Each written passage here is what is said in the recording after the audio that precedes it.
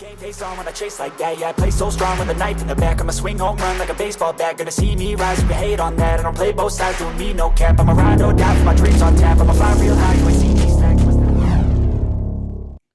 Well, hello and welcome to Brand X Reviews. Today I'm going to be talking about the LP release of Bond 25, all of the James Bond themes up to and including No Time to Die, performed by the Royal Philharmonic Orchestra.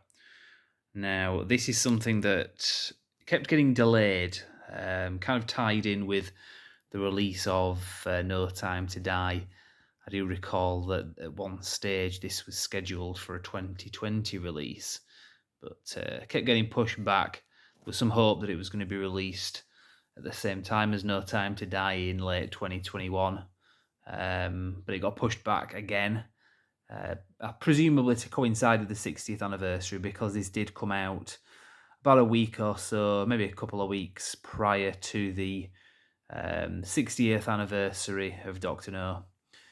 So, now there is, as I'm recording this, a scheduled re-release of the Dr. No soundtrack, which is coming out mid-November time, and it's a different version of the one that's already out on record, so I've got that on pre-order, so I might talk about that at some later stage. But again, coinciding with the 60th anniversary there.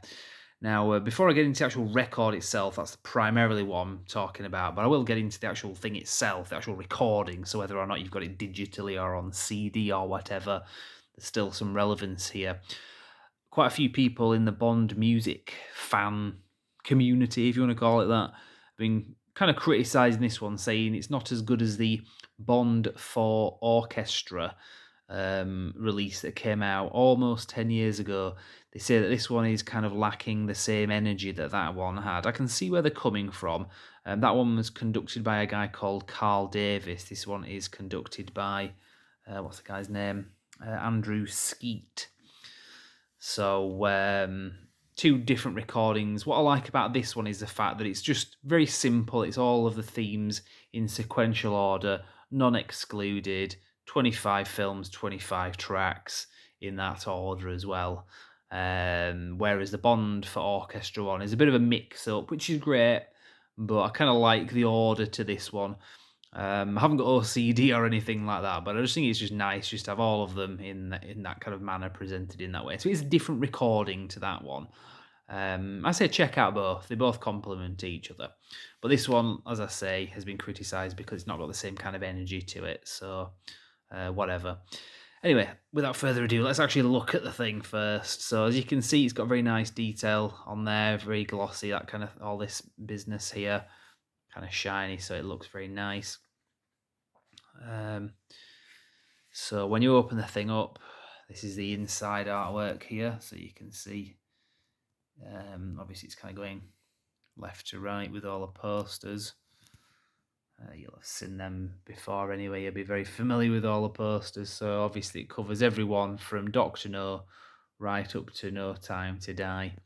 It doesn't include any of the unofficial Bond movies such as Casino Royale or Never Say Never Again. I think they were both actually included on the Bond for film recording as well, so a bit of a slap in the face if you're an Eon purist, but obviously that's up to you. So that's the actual cover. I'll just go on to the back, then I'll show you the actual records. It's the records themselves. I don't know how I've managed to get greasy marks on this thing. Let me just give that a bit of a wipe. Honestly, you can't take me anywhere. Well, I've cleaned it up a little bit anyway. But anyway, so obviously you can see here it's two records. So obviously a record has two sides. So you've got four sides effectively. So all of the Bond themes in that order. Obviously there's no lyrics to this. These are just re-recordings as they are. It doesn't have We Have All the Time in the World. It's just On Her Majesty's Secret Service, the actual theme. Because that was the actual theme, so it doesn't get into anything else beyond that. It doesn't have Mr. Kiss Kiss Bang Bang from Thunderball. Granted, that was originally going to be the theme. So we get through all these, and then obviously side D, those are the Daniel Craig ones as well. So very nice. In terms of my favourite track, in fact I'll just show you, just for the sake of it, I'll show you this. That's the barcode number. That's just a bit more information for you there. As you can see, it was supposed to come out in 2020, but it got delayed, as I say. Now, in terms of my favourite track on this, the way I see it, obviously, the original recordings of the actual songs are better. But what is interesting about this, from my point of view, the ones where the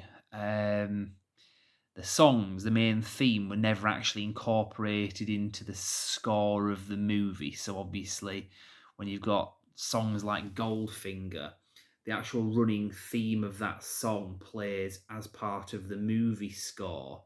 So it's very kind of bold and proud of that. Same with most of the early ones.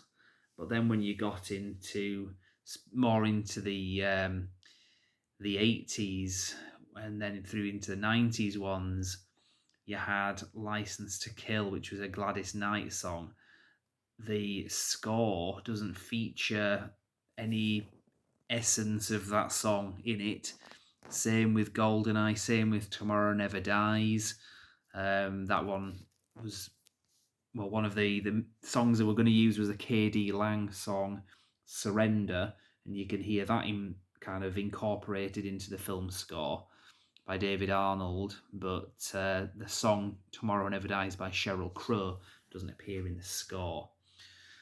The World Is Not Enough did, because obviously David Arnold did that song as well as the score, so he was able to put it in there. But what I think's nice about this is it's nice to hear an orchestral version of songs like License to Kill, so you can imagine that's maybe what the score would have sounded like, or parts of it, if that had been integrated into the film score, if that makes sense anyway. So I wouldn't say necessarily that I have my favourite in that sense, but those ones definitely stand out as interesting to me. So, I mean, some of them aren't as good. I mean, you hear the GoldenEye song on here, you kind of wish you were listening to the actual song, the Tina Turner one. Doesn't work quite as well when you take out Tina Turner's great voice and those really good lyrics from Bono and The Edge. So just my thoughts on that anyway. So let's have a look at the actual records themselves finally, and then I'll wrap this up. So I've taken the two records out, and focus is going mental. So let's just try to change this around. There we go. Sorry about that. So that's the first record, and you've got information there. That's the artwork that's on there. And then the actual sticker on the record, let's look at that. That's the actual sticker on there as well, so you can see the detail that's gone on there. Each sticker is the same, so I won't bother showing you the other three. And then the second record, similar sort of thing anyway, similar artwork, as you can see there. So, this has a bit more information here actually that the other one doesn't have. So there's a bit of information on the actual recording itself there as well. Interesting if that kind of thing is something that you wanted to know about anyway. But yeah, pretty good. I did notice that the price of this thing had gone up following its release. I think on the official 007 store, I think it was this one, it was actually sold out.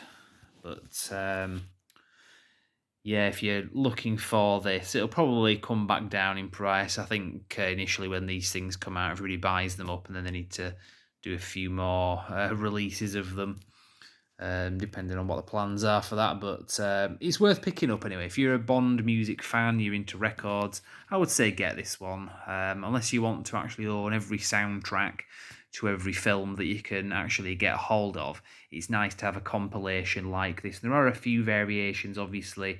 There was the Best of Bond, I think it was called, record that came out last year, and it did include No Time to Die as well, and that was all the actual songs, not just re-recordings. That's obviously a no-brainer if you're a collector. That's something that you'd want to have in your collection.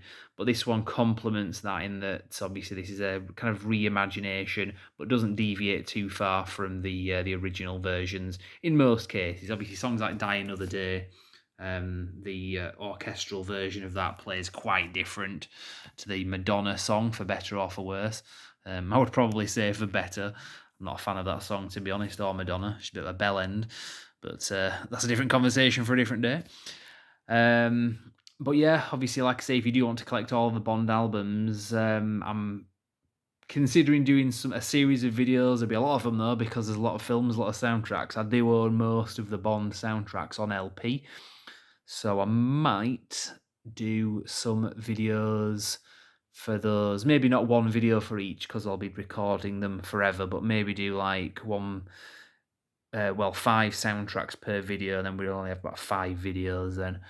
So if that's something that interests you, let me know and I will do it. But I don't know if it's something that you'd want to see. So if one person says they want to see it, fair enough, you'll get your wish, I'll do it. Let me know in the comments. Also, obviously, if you've liked this video, please like and subscribe as well. For now, I will leave it there and say thank you very much for watching.